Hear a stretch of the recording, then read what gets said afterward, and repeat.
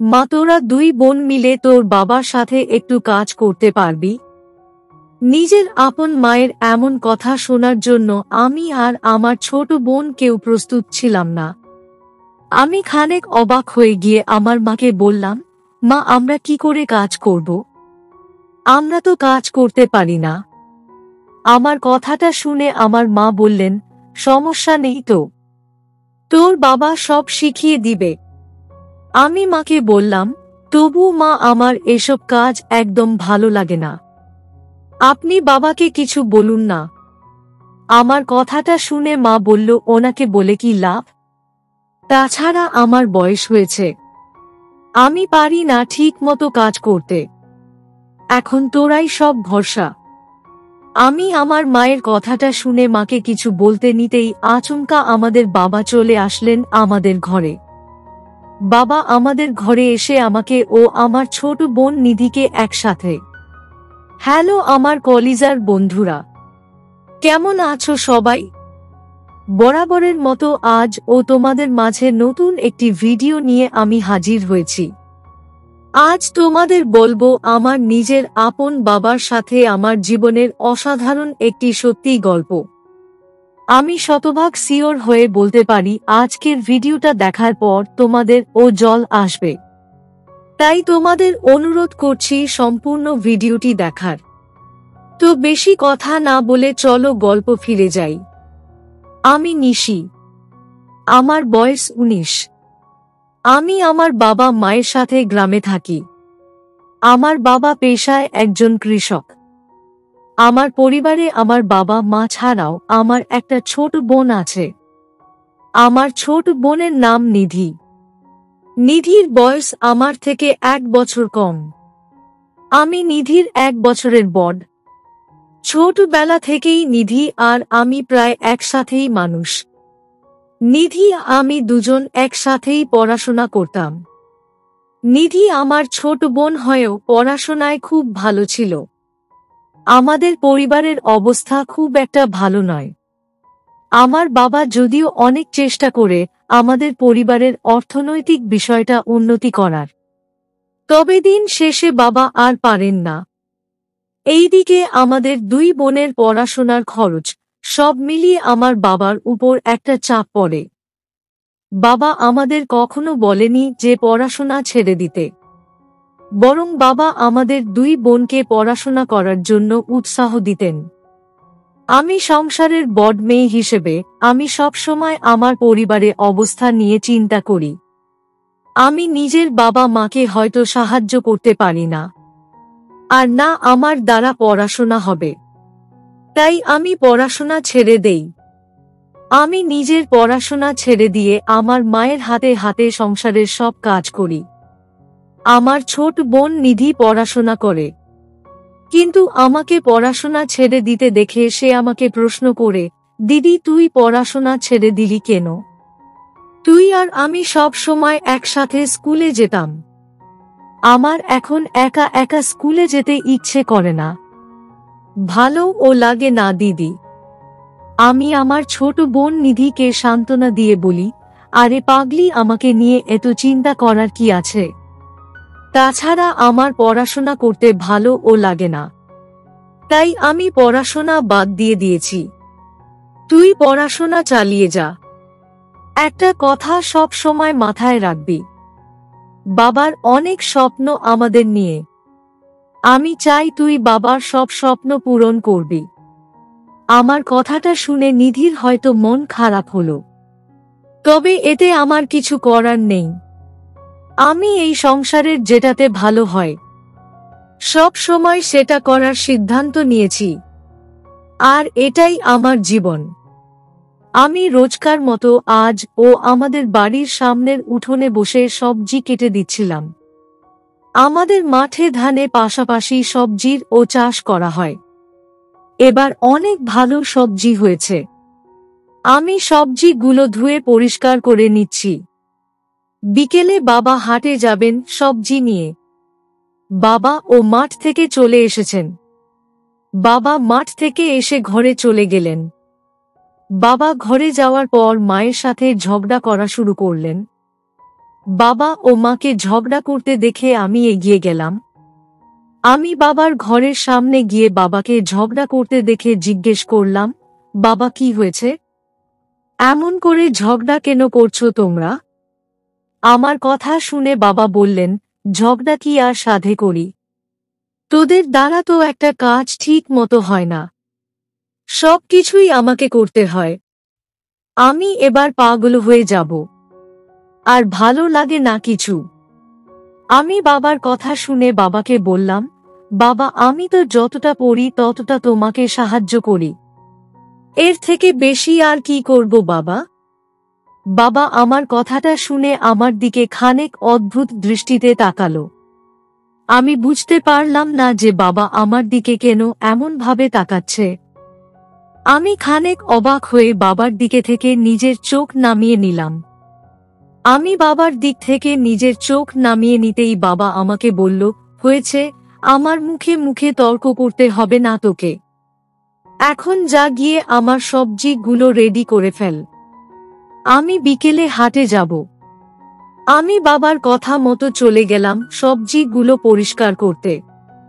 আমি সবজি পরিষ্কার করছি আর আপন মনে অনেক কিছুই চিন্তা করছি। বেশ কিছু সময় সবজি পরিষ্কার করার পর আমার মা ও আমাকে সাহায্য করতে চলে আসলেন। আমি মাকে দেখে মুচকি হাসি দিয়ে মাকে জিজ্ঞেস করলাম, মা তোমার কি মন খারাপ? বাবার উপর রেগে আছো বুঝি? মা আমার কথা শুনে একটা দীর্ঘশ্বাস ফেলে বলল, আমার আর রাগ? এই সংসারে রাগ করে কোনো কি লাভ আছে? তাছাড়া আমার এখন বয়স হয়ে গেছে, আমি কিছু করতে পারি না। তাই তোর বাবা সব সময় রাগ ঝাড়ে আমার উপর। কখনো তিনি আমাকে একটু বোঝার চেষ্টা করেননি। আমি মায়ের অভিযোগ শুনে মুচকি হাসলাম। আমার হাসির পেছনে যথেষ্ট কারণও আছে। আমার বাবা মা এখন একদম ছোট্ট বাচ্চার মতো হয়ে গেছে।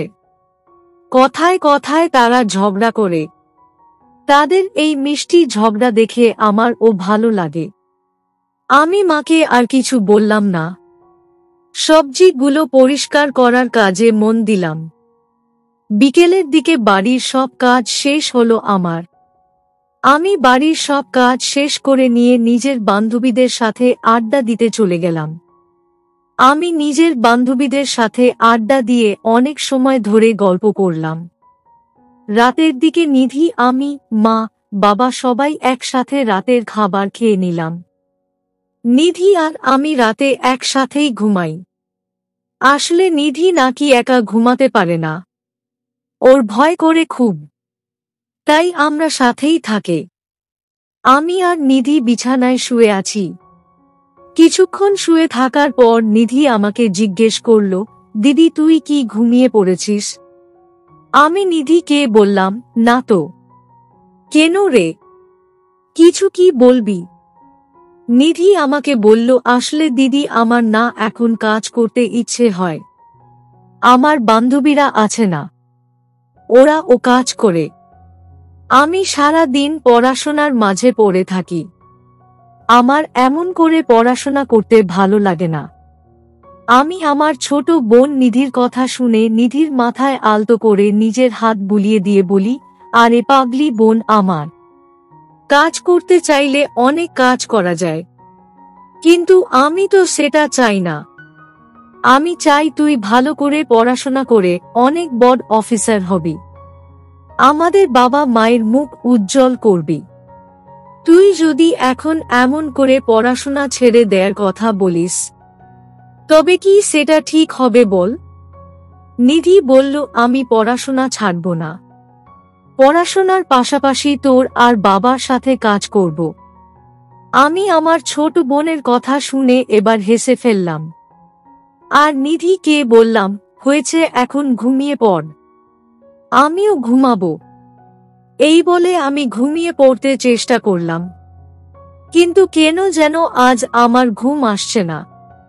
আমি অনেক চেষ্টা করেও ঘুমাতে পারলাম না। আমার ঘুম আসছে না দেখে আমি বিছানা ছেড়ে উঠতে চলে গেলাম ঘরের বাহিরে। আমি আমার ঘরের বাহিরে যেতেই আচমকা আমি শুনতে পেলাম আমার বাবার কণ্ঠস্বর। আমার বাবা মাকে কি যেন বলছে।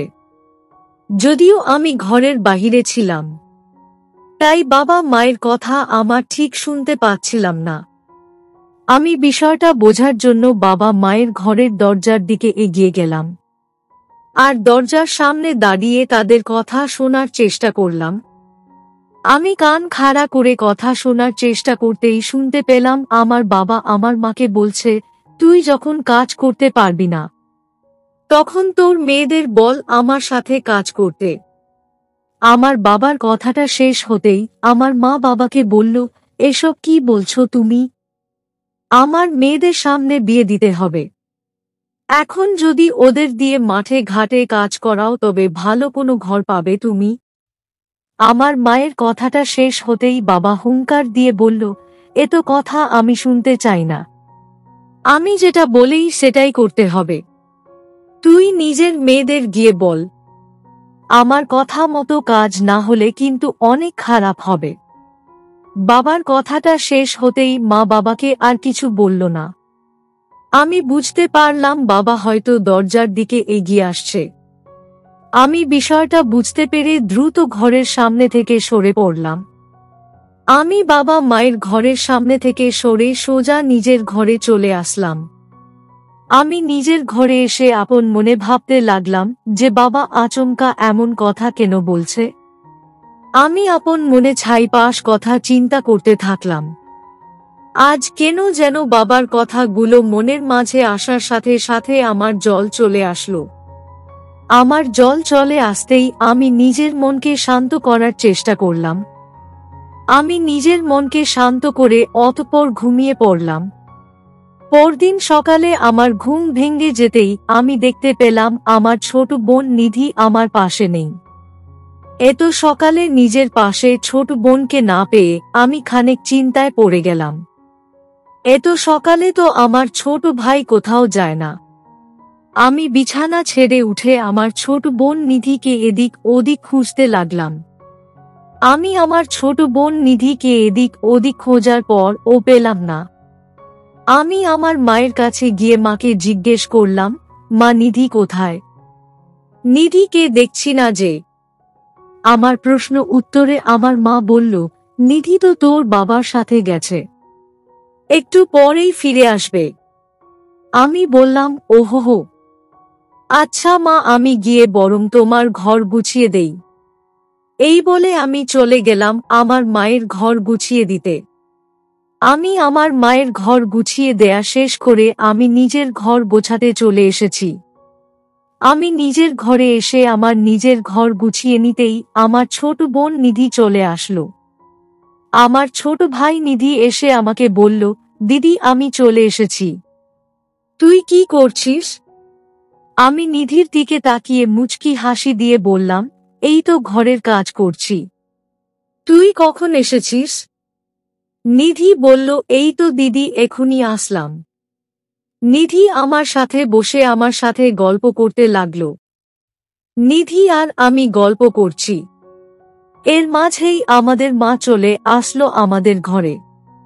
মা এসে আমাকে আর নিধিকে উদ্দেশ্য করে বলল, মা তোরা দুই বোন মিলে তো বাবার সাথে একটু কাজ করতে পারবি? নিজের আপন মায়ের এমন কথা শোনার জন্য আমি আর আমার ছোট বোন কেউ প্রস্তুত ছিলাম না। আমি খানিক অবাক হয়ে গিয়ে আমার মাকে বললাম, মা আমরা কি করে কাজ করব? আমরা তো কাজ করতে পারি না। আমার কথাটা শুনে আমার মা বললেন, সমস্যা নেই তো, তোর বাবা সব শিখিয়ে দিবে। আমি মাকে বললাম, তবু মা আমার এসব কাজ একদম ভালো লাগে না, আপনি বাবাকে কিছু বলুন না। আমার কথাটা শুনে মা বলল, ওনাকে বলে কি লাভ? তাছাড়া আমার বয়স হয়েছে, আমি পারি না ঠিক মতো কাজ করতে। এখন তোরাই সব ভরসা। আমি আমার মায়ের কথাটা শুনে মাকে কিছু বলতে নিতেই আচমকা আমাদের বাবা চলে আসলেন আমাদের ঘরে। বাবা আমাদের ঘরে এসে আমাকে ও আমার ছোট বোন নিধিকে একসাথে তার সাথে করে নিয়ে গেল বাবা মায়ের ঘরে। বাবা আমাকে আর নিধিকে তার সাথে করে নিয়ে গিয়ে আমাদের দুই বোনকে নিয়ে কাজ করা শুরু করল। আর সেই সাথে আমাদের সবকিছু শিখিয়ে দিতে লাগলো। শিক্ষা এমন একটি জিনিস যার প্রয়োজনীয়তা অপরিসীম। শিক্ষা অর্জন করলে সেটা কখনো ক্ষতির কারণ হয় না। আমি আর আমার ছোট বোন নিধি মিলে আমাদের বাবার সাথে অনেক সময় ধরে কাজ করলাম। বাবা আমাদের দুই বোনের কাজ করা দেখে অনেক খুশি হলেন আর আমাদের আশীর্বাদও করলেন। বাবা মায়ের সেবা করতে পেরে আমি আর নিধিও অনেক খুশি। প্রতিটা সন্তানের উচিত নিজের পিতা মাতার সেবা করা, কারণ তাদের খুশিটা আমাদের কাছে সব থেকে বেশি দামি। অতঃপর আর কি, এমন করেই আমি আর আমার ছোট বোন নিধি বাবার সাথে সব সময় কাজ করতাম। আমরা দুই বোন একসাথে বাবার সাথে কাজ করে অনেক খুশি হতাম। আমাদের মা ও আজ অনেক খুশি। তো বন্ধুরা, এই ছিল আমার নিজের আপন বাবার সাথে আমার জীবনের একটি সত্যি ঘটনা। তোমাদের কেমন লাগলো আজকের গল্পটা? অবশ্যই কমেন্টে জানাবেন। প্রিয় বন্ধুরা, আজকের ভিডিওটি এখানেই শেষ করলাম। যদি আমাদের ভিডিওটি আপনাদের ভালো লেগে থাকে তবে একটা লাইক করবেন এবং চ্যানেলটি সাবস্ক্রাইব করবেন। আজকের জন্য আপনাদের কাছে বিদায় নিচ্ছি। দেখা হবে আগামীকাল নতুন একটি ভিডিও নিয়ে। সে পর্যন্ত সবাই ভালো থাকবেন। ধন্যবাদ।